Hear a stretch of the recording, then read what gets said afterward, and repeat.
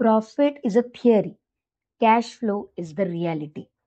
म्हणजेच व्यवसाय करत असताना कॅश फ्लो महत्वाचा आहे. प्रॉफिट तर आहेच, पण कॅश फ्लो हा पहिला भाग आहे जिथे लक्ष द्यायला पाहिजे आणि तो पॉझिटिव्ह होण्यासाठी प्रयत्न केले पाहिजेत.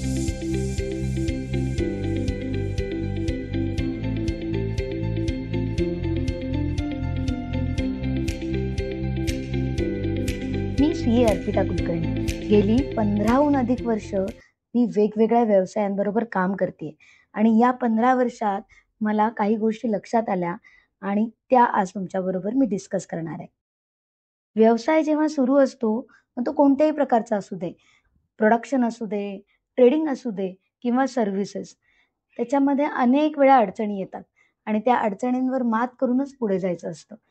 विक्री असूनही कधी-कधी व्यवसायामध्ये अडचणी निर्माण होतात आणि या अडचणींचं मुख्य कारण बरेचदा कॅश फ्लो हेच असतं.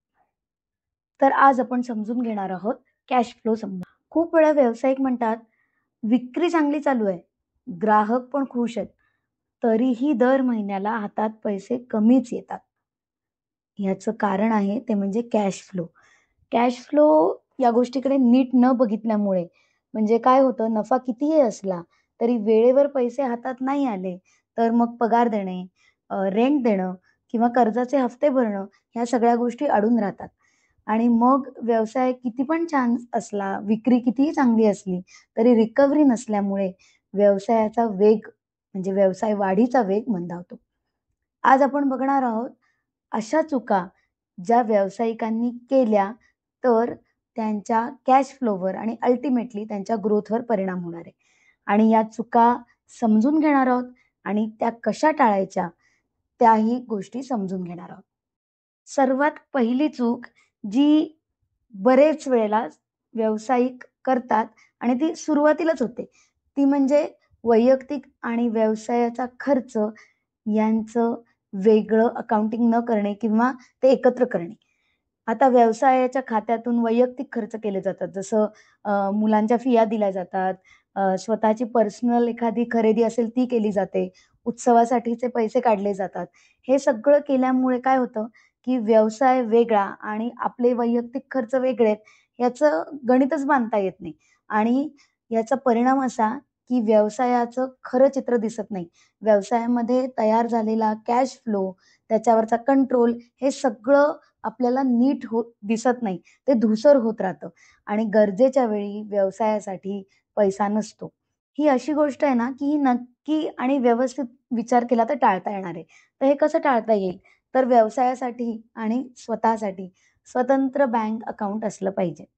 खर्चाचं वर्गीकरण करता आलं पाहिजे. म्हणजे पर्सनल एक्सपेन्सेस आणि बिझनेस एक्सपेन्सेस हे नेमके कोणते आहेत, हे समजलं पाहिजे.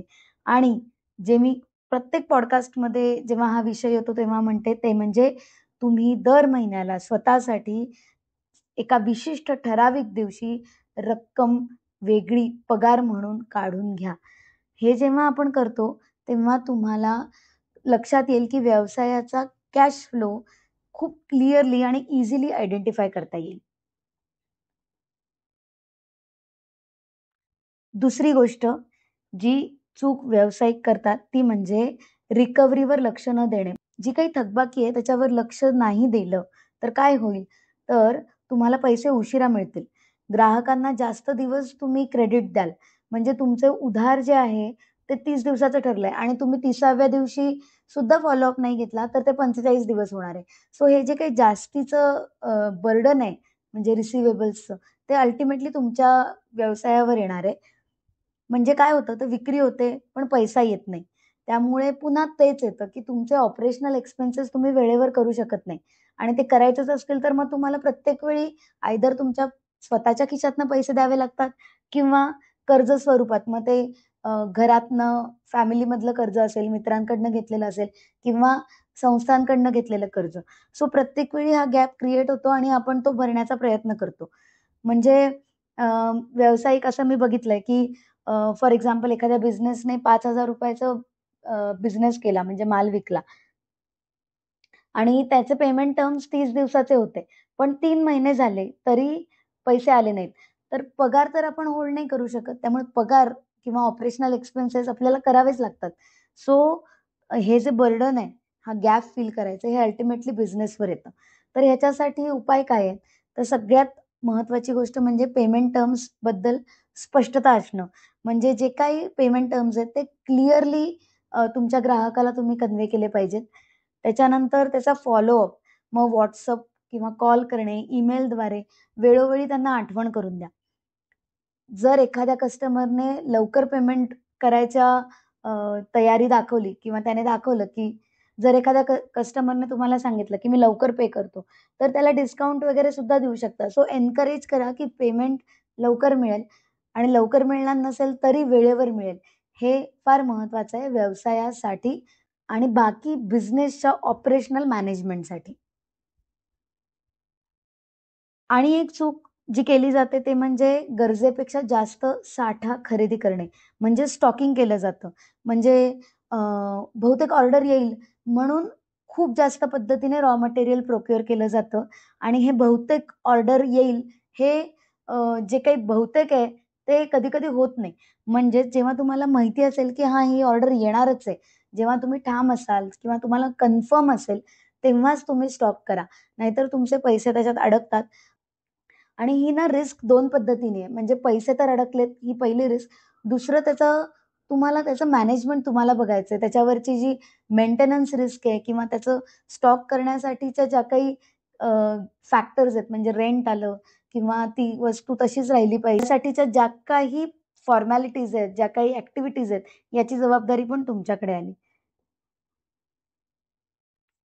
सो हे टाळण्यासाठी काय करायचं? तर सेल्स किंवा कन्फर्म ऑर्डर याचा अंदाज घ्यायचा आणि बजेटिंग मस्ट आहे. सो बजेटमध्ये अंदाज घ्यायचा, की किती सेल होणार आहे आणि हा सेल किंवा या कन्फर्म ऑर्डर्सच्या अगेन्स्ट आपल्याला किती रॉ मटेरियल प्रोक्युअर करायला लागणार आहे. मग त्याचं प्रोडक्शन कसं करणार आहे. हे सगळ्याचा अंदाज घेऊन मगच रॉ मटेरियल प्रोक्युअरमेंटसाठी पैसे गुंतवा. जर शक्य असेल तर जस्ट इन टाईम सारखी पद्धती वापरा. म्हणजे ऑर्डर आली तरच रॉ मटेरियल प्रोक्युअर करणार किंवा एका विशिष्ट बॅचचा उपयोग करून कंट्रोल करायचा प्रयत्न करा. जुना स्टॉक जर तुमचा काही असेल, तर त्याच्यावर डिस्काउंट देऊन तो लवकरात लवकर विका आणि नुसता विका नाही, तर त्याचा कॅश फ्लोमध्ये कन्व्हर्जन करा. म्हणजे त्याची रिकव्हरी पण लवकर आली पाहिजे. म्हणजे इंटेन्शन हे असलं पाहिजे, की जो जुना स्टॉक आहे, तो लवकरात लवकर कॅशमध्ये कसा कन्व्हर्ट होईल.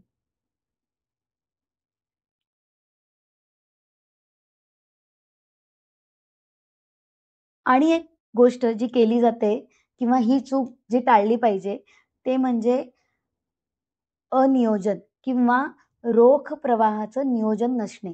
तुमच्या कॅश फ्लो जो आहे, त्याचं प्लॅनिंग असलं पाहिजे तुमच्याकडे. किती महिन्याचे पैसे येणार आहेत? या महिन्याचा नेमका इन्फ्लो काय आहे? या महिन्यात किती पैसे आपल्याला द्यावे लागणार आहेत? याचा व्यवस्थित अभ्यास असला पाहिजे आणि तो नुसता अभ्यास मनात असता कामा नये. तो रेकॉर्डवर म्हणजे एक्सेल शीट्स असू द्या किंवा तुम्ही वहीत सुद्धा लिहू शकता. तर तुम्हाला कळेल की आपल्याकडे किती पैसे येणार आहेत आणि आपल्याला किती पैसे द्यावे लागणार आहेत. याच्यामुळे तुम्हाला बेसिकली तुमचा कॅश फ्लो मॅनेज करता येणार आहे. आता काही वेळेला काय होतं, की अचानक एखादा खर्च येतो आणि मग तुम्हाला तुमचे जे काही ऑपरेशनल एक्सपेन्सेस आहेत, ते पण आणि तो अचानक आलेला खर्च, हे सगळं तुम्हाला द्यावं लागतं. सो अशा गोष्टी ज्या आहेत, त्या तुम्हाला मॅनेज करता येतील. म्हणजे अचानक आलेला कॅश फ्लो नेमका मागच्या कॅश फ्लोमधनं कसा ॲडजस्ट करायचा किंवा काही रिझर्व्ह पैसे ठेवलेत का?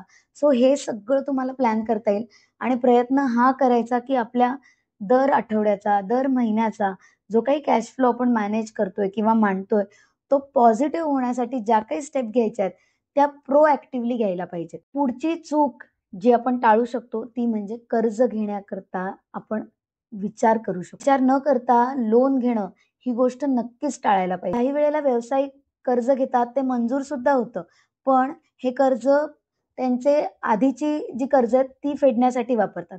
तर ही खूप मोठी चूक आहे. ती अजिबात करू नका किंवा मागची देणी देण्यासाठी कर्ज घेतलंय, पण वापरताय वेगळ्याच गोष्टीचा किंवा ई-एम-आय भरायचा आकडा याचा अंदाजच नाहीये. तरी पण नवीन कर्ज घेतलं आणि त्याचं कॅश फ्लोवर बर्डन येतं. तुमच्या प्रॉफिटॅबिलिटीवर बर्डन येतं. त्यामुळे तुमचा व्यवसाय करण्याचा वेग तर मंदावतोच, पण स्ट्रेस खूप वाढतो आणि मग व्यवसायाकडे लक्ष देऊ का प्रॉफिटेबिलिटीकडे का कॅश फ्लोकडे का मार्केटिंगकडे? नेमकं कोणत्या गोष्टीकडे पहिलं लक्ष द्यावं हे लक्षात येत नाही. त्यामुळे कॅश फ्लो स्ट्राँग होण्यासाठी त्याच्यामध्ये ज्या काही तुम्हाला त्रुटी दिसतायत त्याच्यावर काम करा. तुमच्या डेटर्सचा क्रेडिट पिरियड तुम्हाला कमी करता येतोय का? किंवा वेंडर्स बरोबर चांगले क्रेडिट टर्म्स निगोशिएट करता येतायत का? या गोष्टींवर लक्ष देऊन आपला कॅश फ्लो पॉझिटिव्ह करण्याचा आणि कॅश फ्लोची सायकल कमीत कमी ठेवण्याचा प्रयत्न करा.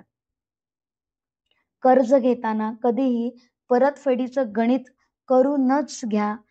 खर्चापेक्षा उत्पन्न जास्त आहे याचा विचार करा आणि तो करण्यासाठी म्हणजे ते ॲक्टिव्हली त्याच्यामध्ये पार्टिसिपेट करण्यासाठी आणि ते एक्झिक्यूट करण्यासाठी ज्या काही गोष्टी तुम्हाला करायला लागणार आहेत, जे काही प्रयत्न करायला लागणार आहेत, त्याचा विचार करा आणि त्याच्यावर काम करा. या व्यतिरिक्त तुम्हाला आणि टिप्स देते त्या म्हणजे Google शीट्स किंवा एक्सेल शीट्सचा उपयोग करा. तुमचे सगळे कॅश फ्लो मेकॅनिझम किंवा कॅश फ्लोचे जे काही ॲक्टिव्हिटीज आहेत त्या मॅनेज करण्यासाठी किंवा वेगवेगळे ॲपसुद्धा आहेत त्याचासुद्धा तुम्ही उपयोग करू शकता किंवा तुम्ही बँकेचं स्टेटमेंट डाउनलोड करा आणि त्याच्या पुढे फक्त त्याची कॅटेगरी लिहा. म्हणजे सेल्स आहे का आउटफ्लो असेल तर सॅलरी आहे का रेंट आहे, असं सगळं कॅटेगरायझेशन करून त्याचं ग्रुपिंग करा. अशा पद्धतीने तुम्ही तुमचे रेकॉर्ड्स दर महिन्याला आणि मी तर सजेस्ट करेन दर आठवड्याला कॅश फ्लो मांडा, ज्याच्यामुळे तुम्हाला ते मॅनेज करण्यासाठी सोपं जाईल.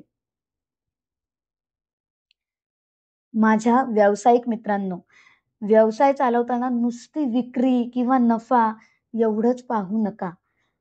कॅश फ्लो हा व्यवसायाचा खरा इम्पॉर्टंट एलिमेंट आहे.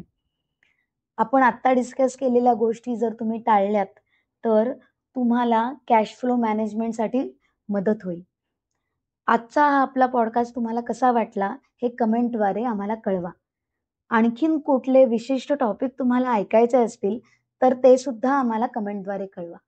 आणि बिझनेसची बाराखडी हे पॉडकास्ट ऐकत राहा आणि तुमच्या इतर मित्रांना सुद्धा फॉरवर्ड करा. आपण पुन्हा भेटूया पुढल्या आठवड्यात. तोपर्यंत धन्यवाद. Disclaimer. Please note that the content provided in this podcast is for knowledge and informational purpose only and should not be considered as a financial advice. The host, guests, producers of this podcast are not liable for any actions taken based on the information presented.